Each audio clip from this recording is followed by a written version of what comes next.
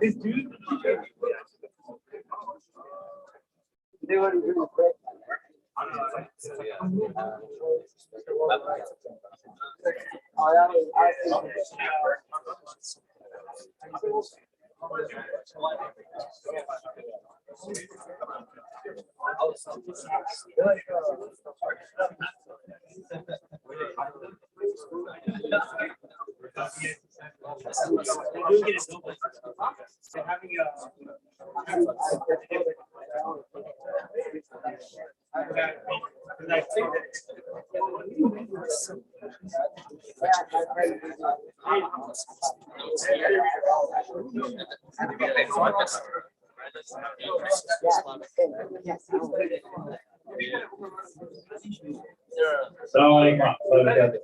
Assalamu alaikum. Let's go one more time. Assalamu alaikum.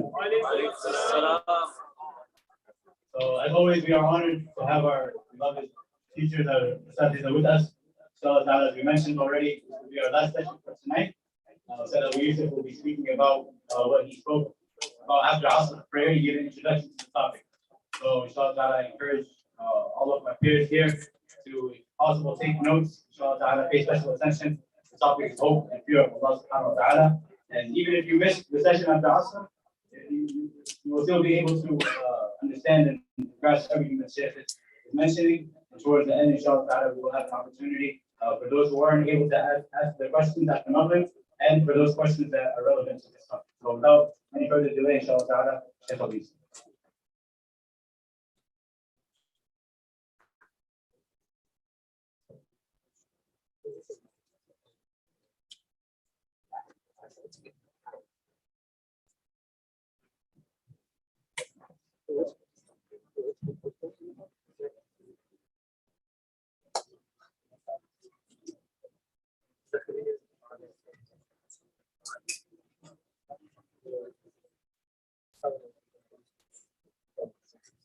الحمد لله رب العالمين والصلاة والسلام على خاتم النبيين وإمام المرسلين نبينا محمد عليه أفضل الصلاة وأتم التسليم. أما بعد. This is our second session of the topic at hand today. That is in relation to hope and fear. Hoping in Allah subhanahu wa ta'ala's mercy and fearing His wrath and His punishment. Previously, we spoke about an introduction. We gave an introduction about this topic. And then now, inshallah, we will get into the first part, and that is hope. We said it's hope and fear. We're going to, inshallah, briefly touch upon the concept of hope. How the believer looks at this particular trait that we always have to have in our hearts. It has to accompany us throughout our journey to Allah subhanahu wa ta'ala, and that is hope in His mercy and His reward subhanahu wa ta'ala. So hope gives us, no doubt that it gives us comfort. It gives us a peace of mind throughout our life. And it's a means of motivation and encouragement to do righteous actions, to remain steadfast. From the wisdom of Allah subhanahu wa ta'ala mentioned the things that our soul is naturally inclined towards in the Quran, or the Prophet ﷺ mentions in the Sunnah, it's because it's a means of motivation, it's a means of encouragement. So when you know that Allah subhanahu wa ta'ala promises you certain things in Jannah, you're going to strive to get there. You're going to strive to attain that reward bi'idhnillahi ta'ala. Ahl Sunnah ikhwa are people who are upon the moderate balance path. They don't go to either extremes. There are people who claim that they don't worship Allah subhanahu wa ta'ala based on hope, nor do they worship Allah based on fear. They only worship Allah because they love Allah. This is falsehood. Yes, we worship Allah because we love Him subhanahu wa ta'ala, no doubt. Also, hope and fear. The prophets and messengers, they would worship Allah based on hope and fear as well. And one of them actually said that, oh Allah, if we worship you based on hope, then deprive us of your hope, of your Jannah. And if we worship you based on fear of your hellfire, then burn us in the fire.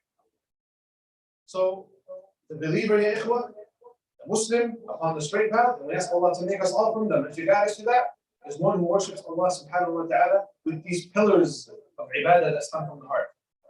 Loving Allah Azza wa Jal, hoping in His mercy, and fearing His wrath and His punishment. The companions of the Prophet sallallahu alaihi wasallam, many of them, all of them, we believe are going to be in Jannah. But there are those specifically who were promised and they were given the glad tidings of Jannah while they're alive. There's al-ashar al-mubashsharun bil Jannah, the 10 who were given the glad tidings of paradise. They were mentioned in one hadith. But there are others that were given the glad tidings of paradise as well. But the reason why those 10 are referred to specifically because they were mentioned in one hadith. The 10 who are promised paradise. The Sahaba in general, radiallahu anhum, although they knew they were heading to paradise, they were going to paradise based on the testimony of the Prophet, yet they would continue in striving to attain Allah subhanahu wa ta'ala's pleasure. They would continue striving to be upon ibadah and righteousness and steadfastness, although they were promised paradise. Allah subhanahu wa ta'ala said about them in the Quran, about the companions of the Prophet sallallahu alaihi wasallam, تراهم ركعا سجدا يبتغون فضلا من الله ورضوانا. You find them ركعا in prostration, سجدا in sujood, seeking the bounty from Allah and His pleasure. Those are the companions. You're talking about Abu Bakr, you're talking about Umar, you're talking about Uthman, you're talking about Ali, you're talking about Jabal, you're talking about Sa'd ibn Waqqas, you're talking about Abdullah ibn Awf, all the great companions of the Sahaba. It's not to limit them. But they were striving, prostrating to Allah Azza wa Jalla, bowing down, prostrating in sujood and dua. Abu Bakr as-Siddiq radiallahu anhu, when he would pray salah, he couldn't stand, he couldn't hold his emotions in because he would become emotional, he would cry radiallahu anhu. That's Abu Bakr as-Siddiq, the greatest companion, the greatest person in this ummah is Abu Bakr radiallahu ta'ala anhu. He would tear up in salah and get emotional. That's the person who was promised Jannah. Because they would worship Allah subhanahu wa ta'ala based on hope in His reward, in His mercy, subhanahu wa ta'ala, and fearing His wrath and His punishment. Well, they were promised paradise. It's because they love Allah subhanahu wa ta'ala. They had so much love for Allah subhanahu wa ta'ala that although they were promised paradise, they would worship Him because they loved Him Azza wa Jalla as well. And that's a motivating factor too. وَلِلَّهِ مَثَلِ الْأَعْلَى. Allah is the highest of example. But when you love someone, when you genuinely love someone, you will strive to please them. إِنَّ الْمُحِبَّ لِمَنْ يُحِبُّ مُطِيعُ. The one who loves a person, an individual, they will obey their commands. They will do it out of love. They will do it out of love. It's not that they're being demanded or commanded and they feel like they're being told what to do. No, they don't even care about that. They do it out of love. This is a benefit for the sisters too. When we talk about obeying the husband in that which is ma'ruf, that which is not haram, do it out of love. Do it out of respect, not just because you feel like he has that right over you, but out of love. That's what the homes are built upon. They're built upon mercy, they're built upon love. And He made between you love and mercy, compassion. So when you love someone, you do things because you love them with full acceptance. So if we truly love Allah Azza wa Jal, we must obey His commands. In fact, there's an ayah in the Quran, ayah al-imtihan, scholars call it ayah al-imtihan.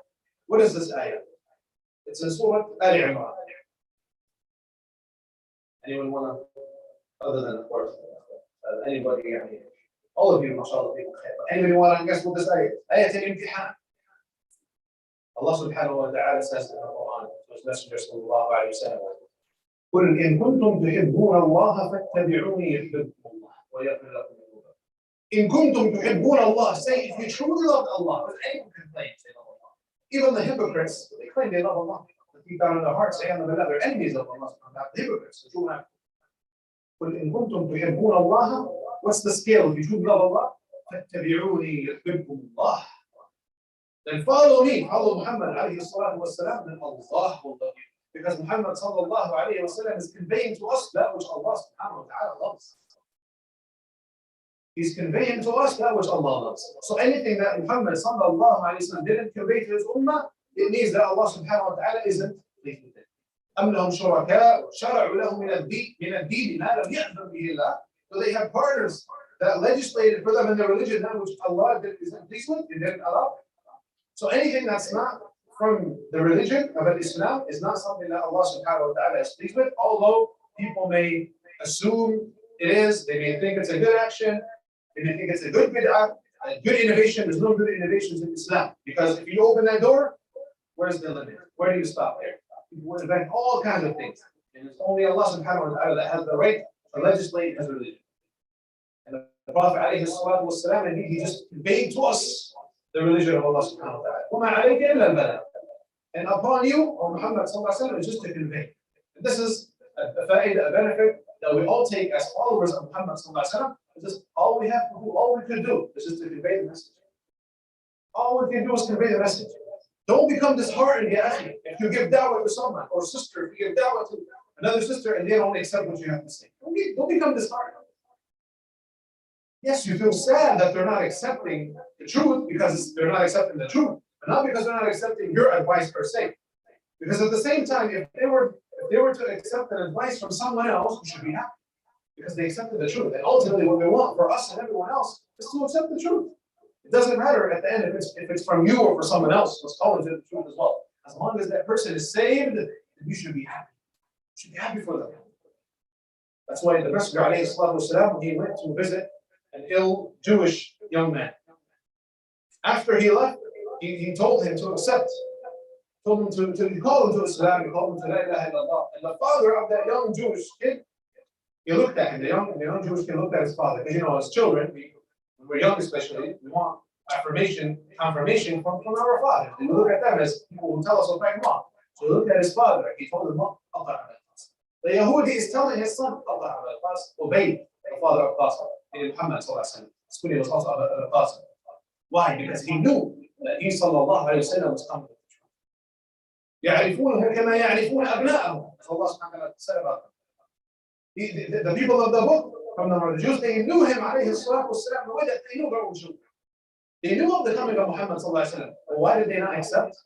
It's only out of arrogance. They wanted the next prophet to be from them. They wanted him to be a Jew like them. Because he was an Arab, they didn't accept it. Tribalism, nationalism, fanaticism towards your own race and own kind. That's what subhanAllah will cause people to not accept the truth. As the people of Quraysh, the pagans of Quraysh, they knew Muhammad sallallahu alaihi wasallam was a person of truthfulness. Before his prophethood, they were called Ustadh ibn Nabi.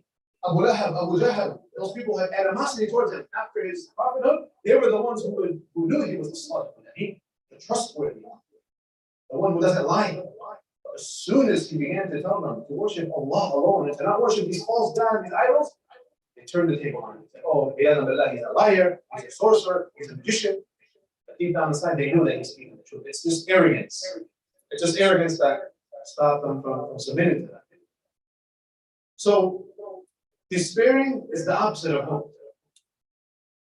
It's not a trait of the believer. Despairing from Allah's mercy is not a trait of the believers. In fact, it's a trait of the non-believers. As Allah subhanahu wa ta'ala said, إِنَّهُ لَا يَيْأَسُ مِنْ رَوْحِ اللَّهِ إِلَّا الْقَوْمُ الْكَافِرُونَ. The ones who despair from the mercy of Allah are the disbelieving people. They despair from the mercy of Allah. And it baffles me sometimes to hear, not even a Muslim, but even Muslims who say that, you know what, when they're committing something that's wrongdoing, they say, I want to go to hell. Why are they going to hell? The only reason they say that is either they really are just despaired from Allah's mercy, that's because they don't know who Allah is. The most merciful, Allah, Ar-Rahim, Al-Ghafur, one who loves for his servant to repent to him, subhanahu wa ta'ala. And he's not in need of us, as we mentioned previously, but he loves for his servant to repent. Because by us repenting, we are saving ourselves. So either this person says it's because they completely despaired, or they don't even believe in the hellfire to begin with. If somebody truly believed in a punishment, somebody truly believed in it with certainty, think they would say such things? Oh, I'm going to punish anyone. No, you're going to try to save yourself. Ya ayyuhalladhina amanu qu anfusakum wa ahlikum nara. O you who believe, save yourselves and your family members from the fire. So if you know that this path is a dangerous path, you're going to try to avoid it. If you know that you're heading down a path that has danger upon it, you're driving your car and there are people who are dangerous people down the street. If you go there, they'll probably kill you. You're not going to have any sane-minded person. Take a detour, change that route. Especially if you have your family with you. So what about when a Muslim is supposed to know and believe that there is in the hereafter, there's hellfire for those who deserve it. Yeah, but are you just going to say, oh, I'm already going there? Are you going to deliberately pour yourself in there? No, you have the opportunity to save yourself from this dunya while you're alive. You have the opportunity to take another route, to turn back to Allah subhanahu wa ta'ala, to take the other path that will lead you to paradise. But we have to have hope. That's where hope comes in, knowing that Allah subhanahu wa ta'ala loves it if you repent. So, as we mentioned also previously, there's true hope and there's wishful thinking. What's wishful thinking? Is when a person just wants to achieve something without taking the means to achieve that thing. Like someone wants to become rich, a millionaire, wants to become a doctor, somebody wants to become an engineer, whatever. They just want to stay home. They want to be lazy. They don't want to do any work. That's wishful thinking. You have to take the means and put your trust in Allah subhanahu wa ta'ala, of course, all the time. Put your trust in Allah Azza wa Jalla. As the Prophet ﷺ told me, tie your camel. Have full trust in Allah subhanahu wa ta'ala. Don't just leave it untied and say, oh, I put my full trust in Allah. وَتَزَوَّدُوا فَإِنَّ خَيْرَ الزَّادِ التَّقْوَى. And take your provision. The best provision is taqwa. When people wanted to come to Hajj, and they said they wanted to go to Hajj without taking any provisions. Just like that. We're people who have to open upon Allah. Allah subhanahu wa ta'ala said on this ayah. وَتَزَوَّدُوا. Take your provision. Don't just go without anything. Take the things that you need for your journey there and back. وَتَزَوَّدُوا فَإِنَّ خَيْرَ الزَّادِ التَّقْوَى. But know that the best provision is the taqwa. It's having taqwa, consciousness of Allah, having piety. That's the best provision you could ever take throughout your journey to Allah. Taqwa, having consciousness of Allah subhanahu wa ta'ala. Taqwa in brief, in simple terms, it means doing what Allah subhanahu wa ta'ala commanded you and refraining from what Allah subhanahu wa ta'ala prohibited from doing. That's the taqwa. Right? So, Al-Hasan al-Basri, rahimahullah, the great tabi'een, one of the scholars of the students of the companions, he said, يعني إن أقواما ألهتهم الأماني خرجوا من الدنيا بلا حسن. There are people who wishful thinking distracted them. Wishful thinking deceived them. So they left this dunya without any good things. They had all this wishful thinking and they had this false hope, so they ended up leaving this dunya with nothing. Absolutely nothing. يقول أحدهم, let's say one of those people was saying, إني أحسن الظن بربي. I have good hope in my Lord. وكذا, but he lied. لو أحسن الظن لأحسن العمل. If he truly had hope of Allah subhanahu wa ta'ala's mercy, he would have done good actions. لو أحسن الظن, if he had excellent hope in Allah, good hope in Allah, he would have done good actions. So having good hope in Allah subhanahu wa ta'ala necessitates that you do righteous actions, because by you doing these righteous actions, you know, based on the hope that you have, that Allah subhanahu wa ta'ala loves this action. Allah wants you to do this thing. And then you hope that Allah subhanahu wa ta'ala will accept this from you. So this is true hope.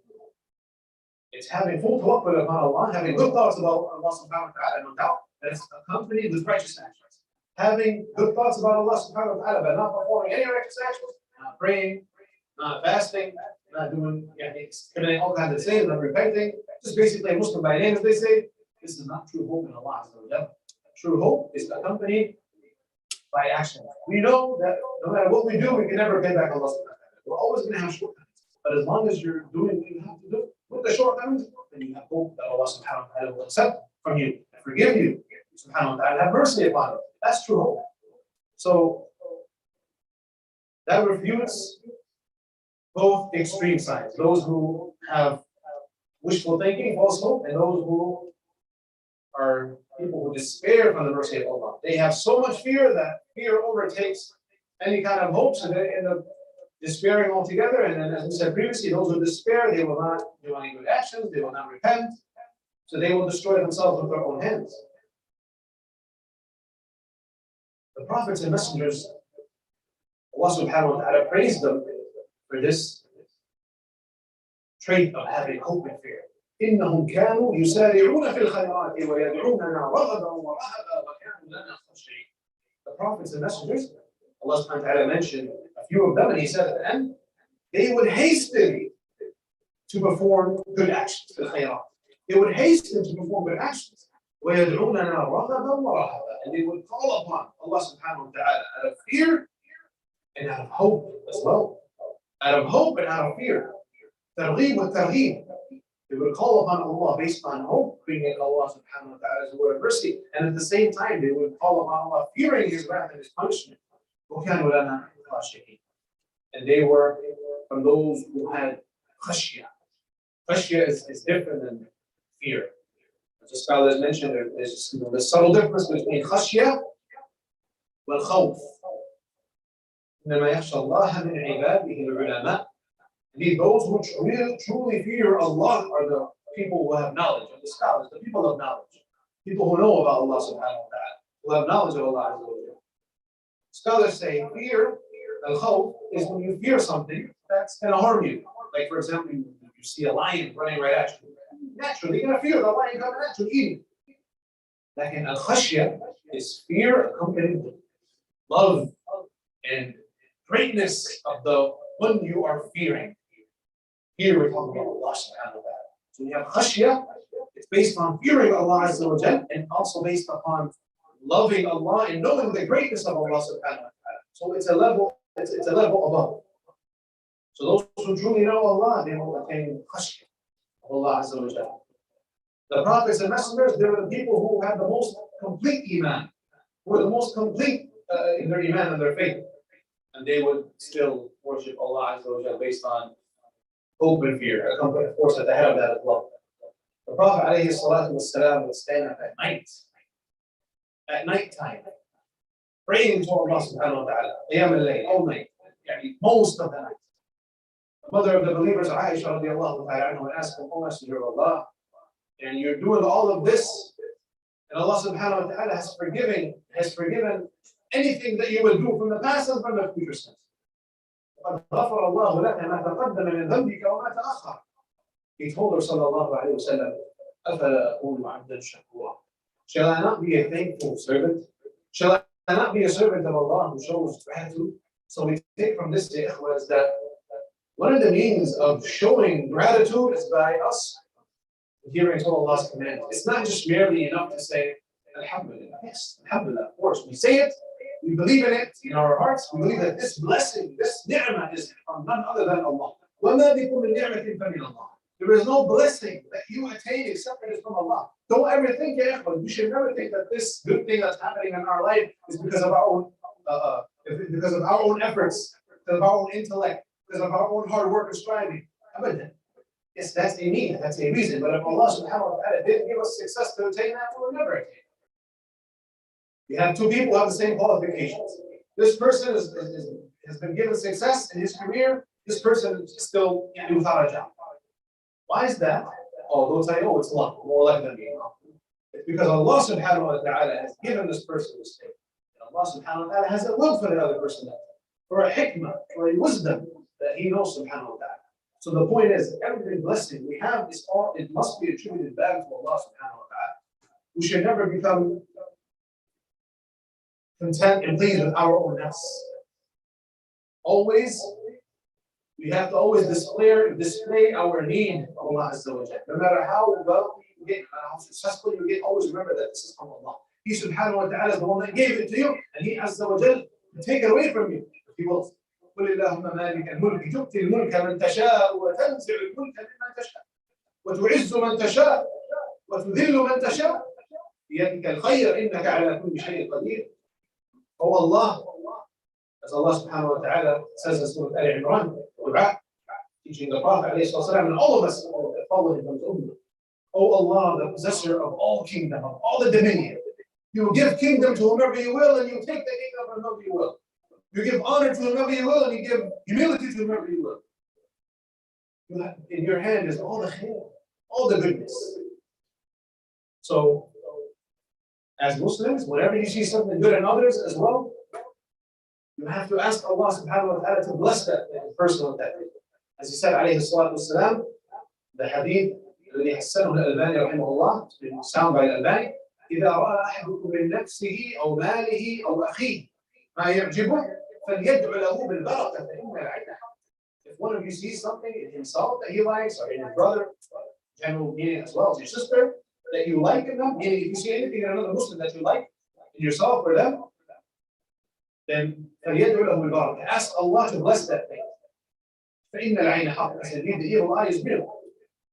You know, especially amongst the young ones, when they see somebody with something nice, a nice car or nice clothes, they go, "Oh, that's dope, that's sick." I don't know what the term you guys use even here in Virginia is, but like where I'm at, like, bro, that's sick. That's, you translate in Arabic, it's like, "Hada marid." But obviously what they mean is like, this is dope, this is nice, this is cool. As Muslims, we should say, "Allah, mashallah, barakallah, may Allah bless you with this, you know, new car, may Allah bless this car, may Allah bless you." That's why the Prophet taught us to do dua. When people get married, you make this blessed dua, asking Allah to bless their marriage. Barakallahu lak, wa baraka alaykuma, wa jama'a baynakuma bi khayr. May Allah bless both of you, the spouses, the husband and the wife. And may Allah put barakah between you and unite you together upon khair, upon goodness. So the point is we should always train ourselves to constantly make dua for our fellow brothers, Muslims and sisters when we see good things that we like. So anyhow, the prophets and messengers, they would worship Allah Azza wa Jalla based on hope and fear. Ibn Taymiyyah rahimahullah said, "Man abada Allah bil-hubbi wahdahu, whoever worships Allah only solely based on love alone, then he will become irrelevant. Because those who worship Allah based on love, they're not worshiping Him based on hope and fear. So they're not doing things that would become closer to Allah and earn the reward of Allah. That's hope. Nor are they refraining from that which is haram, because they're not worshiping Allah subhanahu wa ta'ala based on fearing His wrath and His punishment. Just solely hope. I mean, solely love only. This is not from the method of the prophets and messengers. وَمَنْ عَبَدَ اللَّهَ, you want to say, وَمَنْ عَبَدَ اللَّهَ بِالْخَوْفِ وَحْدَهُ فَهُوَ حَمْرِي. And whoever worships Allah only based on fear, solely based on fear, then he's a time where the Khawarij are from.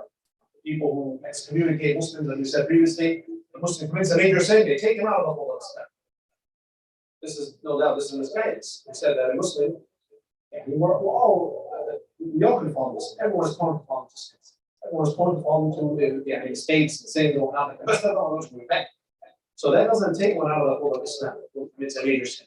Of course, no one gets out based on just the wounds and desires, they fall into it. So the point is, you want to say as well, وَمَنْ عَبَدَ اللَّهَ بِالرَّجَاءِ وَحْدَهُ فَهُوَ مُرْجِئٌ. Whoever worships Allah alone based upon hope alone, nothing else accompanied with that, then he's a murji'. Murji' are from the deviant groups that emerged after after the golden generation of Islam. They began to become more apparent. They're the people who claim that Iman is at one level.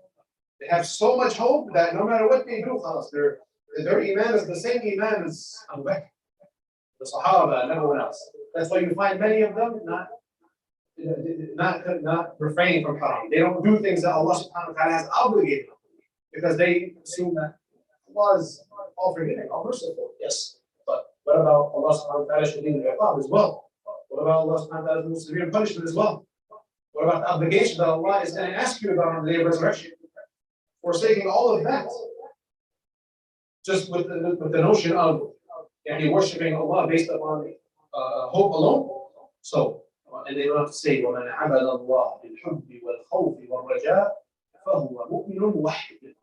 Whoever worships Allah based on loving Allah subhanahu wa ta'ala,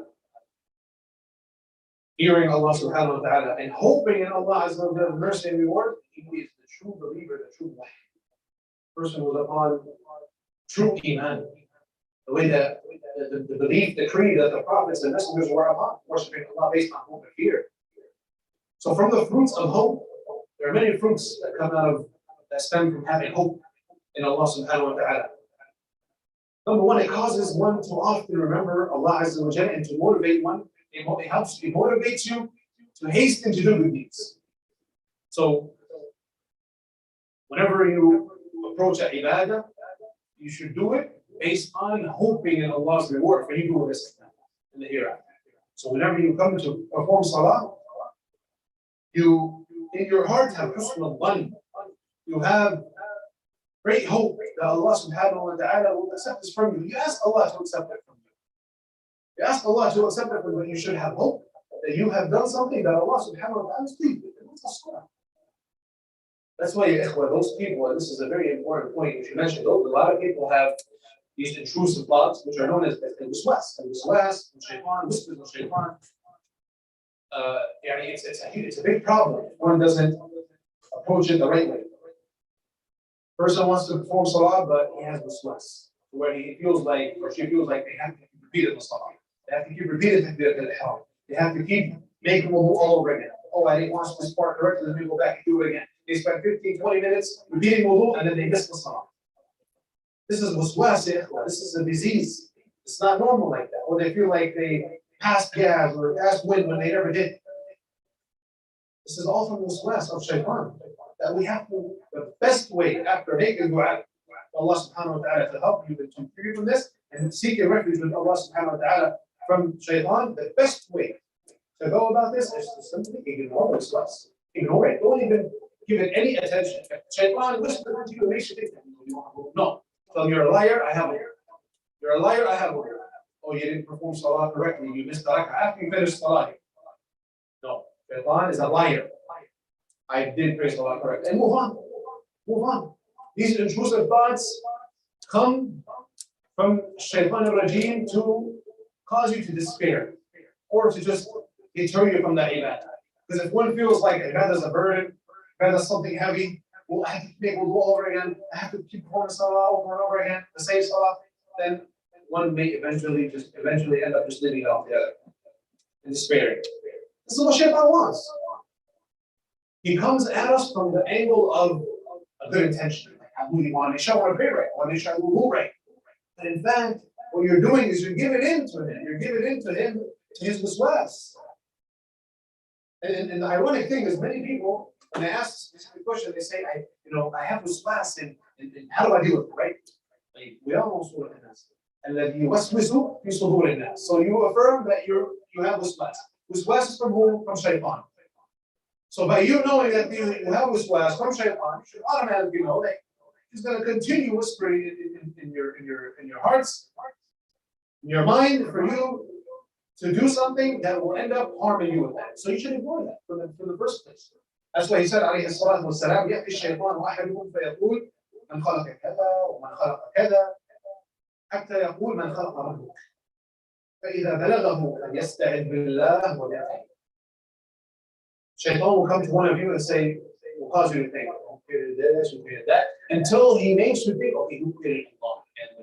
If that thought, intrusive thought, comes to you that you as a mu'min know, it doesn't even, it has no reality to it whatsoever. But if that thought comes to you, what's the best thing? Seek refuge with Allah. And don't continue on with this thought. Seek refuge with Allah and khalas. Don't even think about it again, because you already know that fundamentally this is false. This is false. This is not true. This thought has no reality to it. Allah created Allah Azza wa Jalla. He created everything. Created life. So how could that thought even be something that a Muslim entertains? That's why those who don't refrain from al-waswas and they carry on with it, they end up having problems later on. The problem gets worse. In fact, some people, subhanAllah, some brothers who are married, they constantly have the waswas. Divorce my wife or not? They divorce my wife or not? He constantly has this waswas. So he ends up divorcing her just to kill this waswas, and he knows for sure, okay, he divorced her one time, now 2 more to go, for example. This is given to shaitan. So one must avoid it. And the person who's going through waswas, in fact, they don't have good thoughts about Allah. They don't have true hope in Allah subhanahu wa ta'ala. They should know that Allah subhanahu wa ta'ala does not want hardship for us. يريد الله بكم اليسر ولا يريد بكم العسر. Allah subhanahu wa ta'ala says, which means Allah wants ease for you. It doesn't want hardship for you. So Allah subhanahu wa ta'ala wants ease for us. Is it from ease for you to constantly get out of your salah, make takbir again, go make wudu again, repeat wudu 20 times? This is not from ease, this is from hardships. So one must ignore the waswas, these intrusive thoughts, and not pay attention to it. That's one of the best ways to treat it. So from the fruits of hope is that it motivates one to hasten and perform righteous actions. And when you're standing in salah, you know that you're doing something that Allah subhanahu wa ta'ala loves. Also, some of the second fruit, I would say, of fruits of hope is it eases the agony and hardships of this life, hoping in the reward in the hereafter. So when you have hope in the mercy of Allah Azza wa Jalla, you have hope in what Allah subhanahu wa ta'ala has promised in paradise for the ones who are patient, for the believers that go through hardships and the agony of this life. This eases this hardship upon you. It eases the hardship. Because you believe and know, based on the hope that you have in Allah Azza wa Jalla, that in the hereafter, this you will be repaid with nothing but good in the hereafter. You will be repaid with goodness for the patience that you had in this life. Salamun alaykum bima sabartum fa ni'ma uqbad dar. As Allah subhanahu wa ta'ala warns us of the people of paradise, will be said to them, peace be upon you. You have excelled and persevered in patience in this life. So excellent is your abode in the hereafter paradise. So having good thoughts about Allah subhanahu wa ta'ala, having hope in Allah subhanahu wa ta'ala's mercy and reward in the hereafter eases the any agonies or any hardships that we go through in this life. Because this life is filled with hardships. It's filled with trials and tribulations. Everyone is tested in different ways. Everyone is tested with, some people are tested with poverty. Some people are tested with sickness. Some people are tested with the loss of a loved one. Some people tests are different. وَنَبْلُوكُمْ بِالشَّرِّ وَالْخَيْرِ فِتْنَةً وَإِلَيْنَا تُرْجَعُونَ. Subhanahu wa ta'ala. We will test you with evil and good as a trial, as a fitna, to distinguish the true believers from those who just claim, the believers from the hypocrites. لِيَمِيزَ اللَّهُ الْخَبِيثَ مِنَ الطَّيِّبِ. So that Allah distinguishes the filthy one from the pure one. And Allah subhanahu wa ta'ala knows, but it's for it to become apparent to us and displayed to us. اقرأ كتابك كفى بنفسك اليوم عليك حسيبا. On the day of resurrection, it will be said to us, اقرأ كتابك. Read your book of deeds. It is enough, it is sufficient that you are a witness against yourself on that day. This refutes those people who claim that, why do we, if Allah knows everything, then why do we have to live this life? Why can't those who just, whom Allah knows are going to paradise already go to paradise, and those who are going to hellfire go to hellfire? This right here refutes them. Allah subhanahu wa ta'ala is in the lead, Azza wa Jal, to put us on this life for Him to know. He already knows everything subhanahu wa ta'ala. He's Allah Azza wa Jal, one with all knowledge. Whether it's from His rahmah subhanahu wa ta'ala, so that we on the day of judgment have no one to blame but ourselves for the shortcomings we have. And then we thank Allah subhanahu wa ta'ala on the day of resurrection for giving us tawfiq and success to perform the righteous actions. Not that Allah subhanahu wa ta'ala needs to know, اقرأ كتابك, as we mentioned the ayah where Allah subhanahu wa ta'ala says, read your own book on that day. It is enough that you are a witness and person who testifies in it themselves. So we are put in this life as a trial and as a test. The believers will be distinguished from the non-believers. The true believers will be distinguished from the hypocrites on the day of resurrection. يَوْمَ تُبْلَى السَّرَائِرُ. On that day, the secrets, the hidden affairs will become displayed. If a person was a hypocrite in this life, faking to be a Muslim, deceiving the Muslims, on the day of resurrection, it will be apparent. They will be exposed in front of everyone. So, from the fruits of hope is that it eases the hardships and the agony of this life, because you hope and you believe and know that Allah subhanahu wa ta'ala's promise is true. This requires iman, true iman. And some of the means to attain hope, which is al-raja, some of the means to attain al-raja, hope, is remembering Allah's virtue upon us. Remembering Allah's blessings upon us. Remembering that Allah subhanahu wa ta'ala is al-Kareem, al-Rahim, subhanahu wa ta'ala. Remembering all the virtues that He bestowed upon us. How could anyone despair from Allah Azza wa Jalla when they know that Allah subhanahu wa ta'ala is al-Kareem, the most generous, the most merciful Azza wa Jalla? How can anyone despair from Allah subhanahu wa ta'ala when they know these characters, these traits, these beautiful attributes of Allah Azza wa Jalla? So that's the second thing, is remembering Allah's mercy. That His mercy beat His wrath subhanahu wa ta'ala. رحمته سبقت غضبه عز وجل.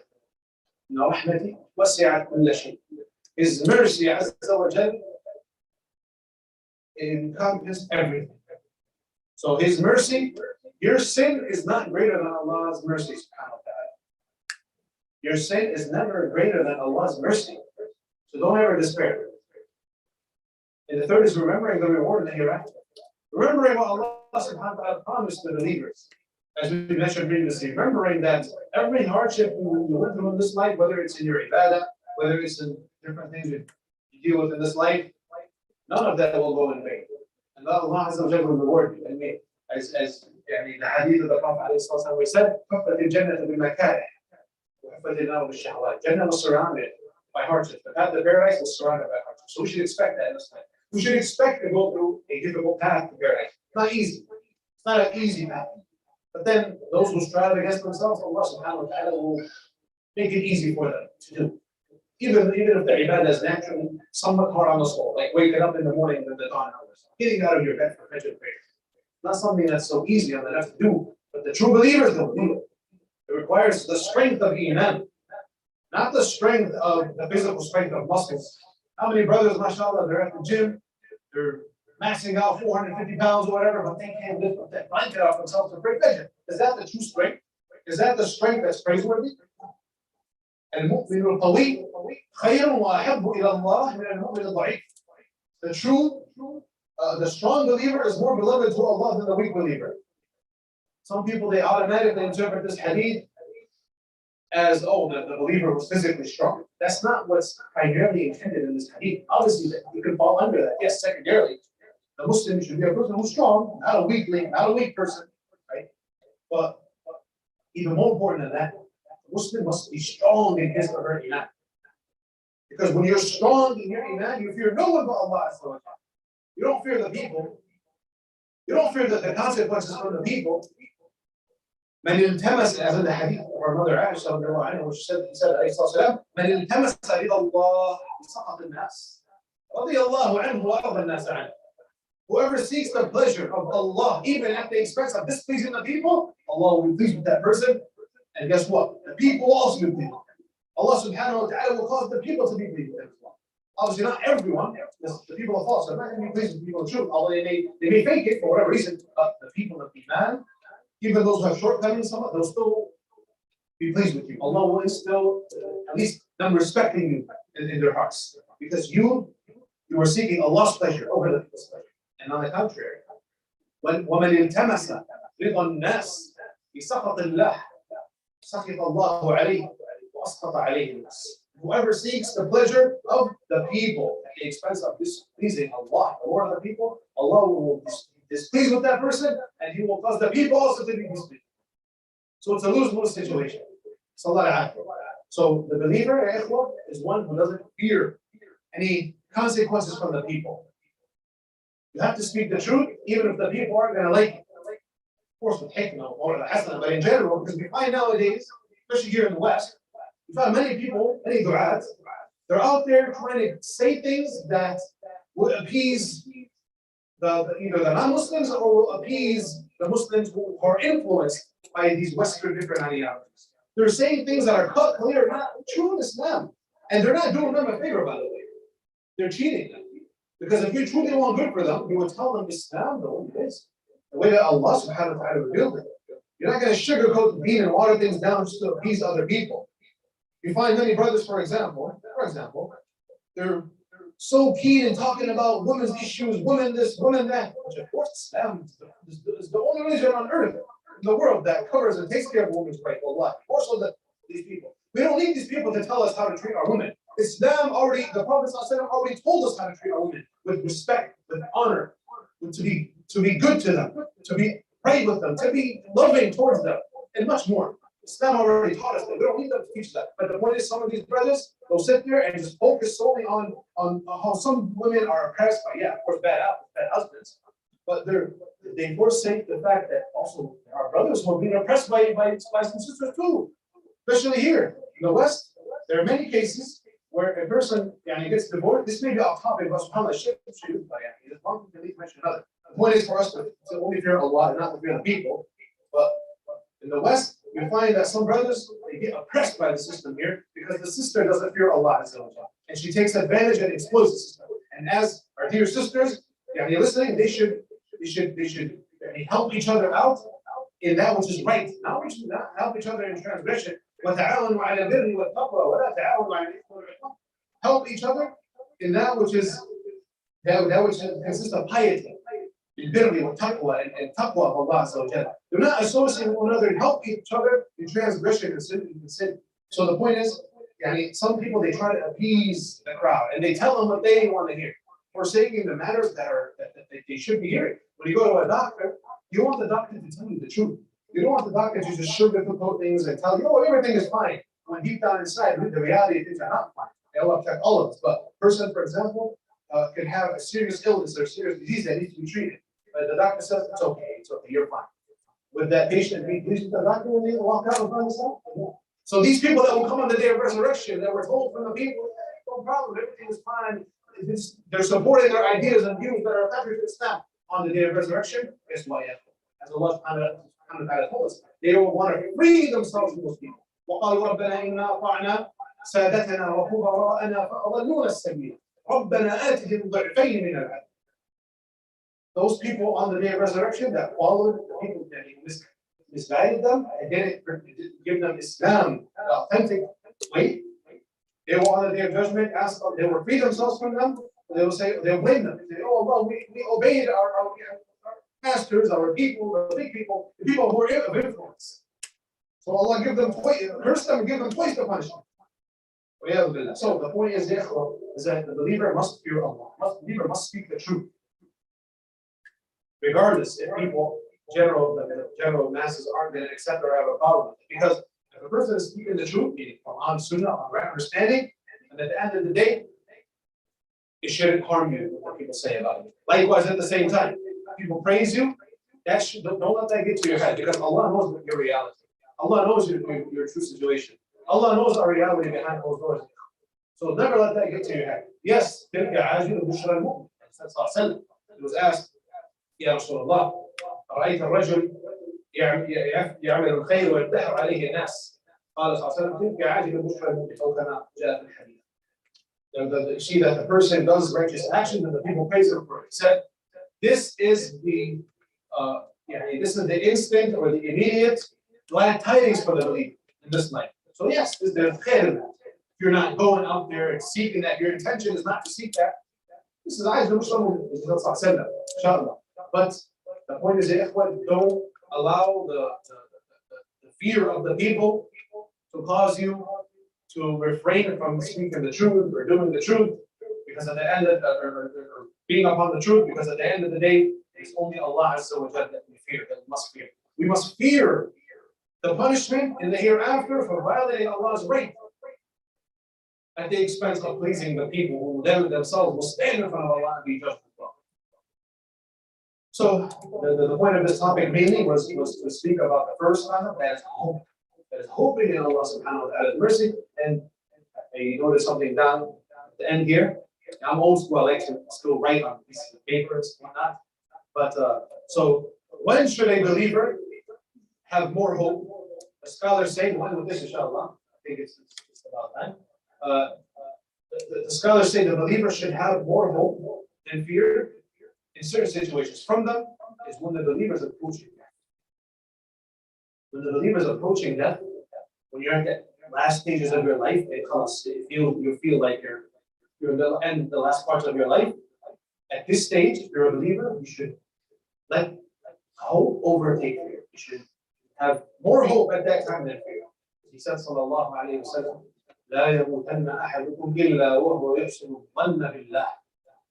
None of you shall die except that you have hope, good hope in Allah Azza wa Jalla. So when you are on your deathbed, often remember that you are heading towards the merciful Lord. And this will also cause you to make tawbah. This will cause you to make tawbah. And we know as he said, whoever's final words in the dunya was La ilaha illallah, he or she will enter Jannah. But a person who live upon La ilaha illallah will be able, inshallah, at the end of their life, to utter this great testimony of faith, La ilaha illallah. But the person who live their life in opposition to La ilaha illallah will be able to say that at the end of their life. So, and that's the first thing, one is approaching that. And when with this, also the second time when a person should have more hope And fear is when a person feels a sense of despair due to the amount of or the magnitude of sin. So if one feels they've done so much haram, so much wrongdoing, no, remind yourself that Allah is the most merciful. Hasten to repent, hasten to perform tawbah. Remember that Allah subhanahu wa ta'ala loves it when we repent. He doesn't need of our repentance. He loves for us to be saved. He loves for us to be successful in the hereafter, subhanahu wa ta'ala. So remind yourself at the time of death, Allah subhanahu wa ta'ala gives us that blessing of knowing that our time is coming up. For just to hasten in tawbah and repentance, have good thoughts about Allah. And the second time is when you feel like you just did a lot of wrongdoing, you live a wrongful life, you wanna repent, you want to do good. Absolutely. Know that Allah wants you to repent. Have hope, have mercy in Allah subhanahu wa ta'ala's promise.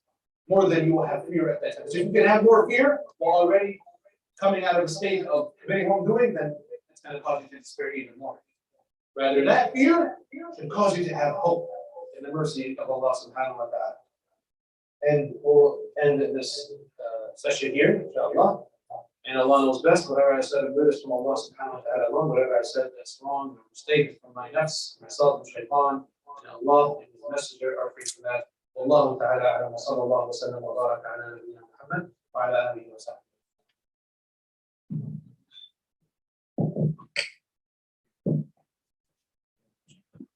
Jazakallah khair, our beloved Ustadh Yousif. Inshallah ta'ala, I know many of us are tired, especially our beloved Ustadh. They've been here all day with us. So inshallah, we won't take too long, but we will open it up for questions. Inshallah ta'ala, and for those who want to ask the question anonymously or for our sisters upstairs, you can use that link we've been referencing, onlinequestions.org. And the code is 121021. So you guys can, inshallah ta'ala, we will finish up within the next 10, max 15 minutes. But this is the opportunity for you guys to ask the questions, either from the previous session, the session about the reality of death, or please keep them relevant to the topic of hope and fear of Allah.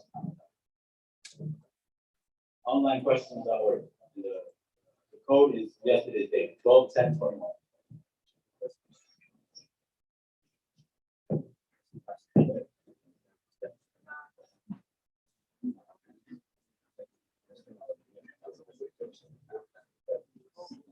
First question, if a person passes away with having debt.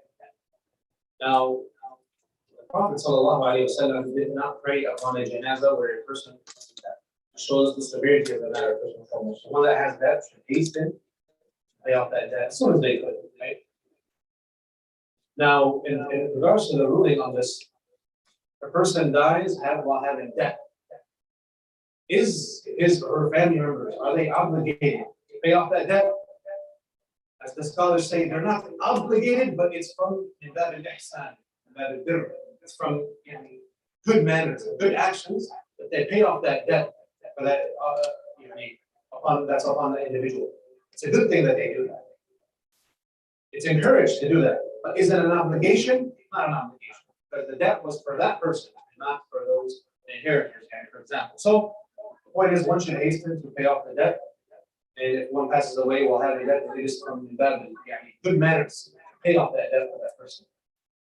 As for the second question, if a person passes without a will. Now, in fact, as in the hadith, one should not go to sleep, or one should not go a few days without having the will written. A person should have a will written or giving a will. It's better, of course, to write that will before they die. This is something that is, if not mandatory, it's something that is highly, highly recommended to do, to write a will. That will, if they die without writing a will, and if they die, be ignorant of this, may Allah forgive them for that. And if they die knowing that this is something they should do, then perhaps, wallahu, they may be sinful for that. But the point is, one should write a will before they pass away. And that will can't include anything haram in it. For example, one can, in that will, write that he wants only one child to get all the money or the wealth that's remaining and depriving the other children. This is not permissible. That will has no basis, and it has no weight and no value, because Allah subhanahu wa ta'ala has given everyone their due right. This is oppression, it's injustice. You can't deprive the children, any children, the deceased, for anyone that deserves an inheritance, we can't deprive any of them from that which Allah subhanahu wa ta'ala has legislated for them. To some people, they may not give, like for example, they may not give the woman her full right. This is oppression, this is haram, this is injustice. You have to give the woman her full right, you have to give the man his right, and everybody's inheritance is divided according to what Allah subhanahu wa ta'ala has decreed. So that's what I can say about that. Yeah. If there's a believer, when you were talking at the end of the session about